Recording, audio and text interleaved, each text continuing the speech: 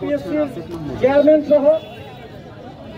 পিএসসির যারা দায়িত্বশীল আছেন, আপনারা জানেন পিএসসি একটি সাংবিধানিক প্রতিষ্ঠান, তাদের সাথে আলোচনার মাধ্যমে এখানে আন্দোলনরত পরীক্ষার্থীদের যে প্রথম এবং প্রধান দাবি 8 তারিখে পরীক্ষা স্থগিত করার, পিএসসির সদস্যরাই তো ঘোষণা করে গিয়েছেন যে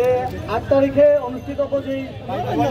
46তম বিসিএস এর রিটেন পরীক্ষার ডেট ছিল সেটা স্থগিত করা হয়েছে।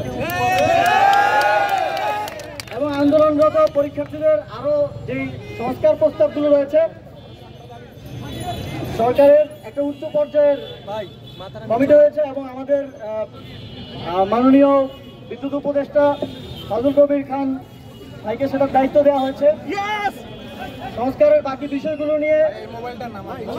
আন্দোলনরত শিক্ষার্থীদের প্রতিনিধিরা, যেহেতু দ্বিতীয় একটি পিএসসি করার বিষয়ে প্রাথমিক আলোচনা হয়েছে, এছাড়াও আরো অনেকগুলো সংস্কারের চিন্তা সরকারের আছে, সেই বিষয়গুলোতে এখানকার যারা আন্দোলনরত শিক্ষার্থী ছিলেন তাদের প্রতিনিধিরা মাননীয় উপদেষ্টা ফাজুল কবির খান তার সাথে বসবেন,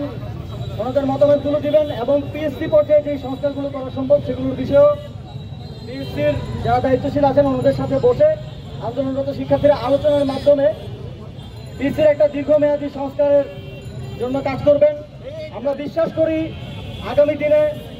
সর্বোচ্চ স্বচ্ছতা এবং নিরপেক্ষতার সাথে নিয়োগ প্রক্রিয়া সম্পন্ন করার জন্য যথাযথ সংস্কারের মাধ্যমে এবং শিক্ষার্থীদেরকে এই সংস্কারের সাথে কার্যক্রমের সাথে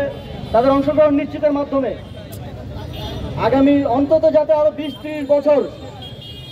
বাংলাদেশে এই যে নিয়োগের যে প্রক্রিয়া, যে নিয়োগকে কেন্দ্র করে এই গণঅভ্যুত্থান,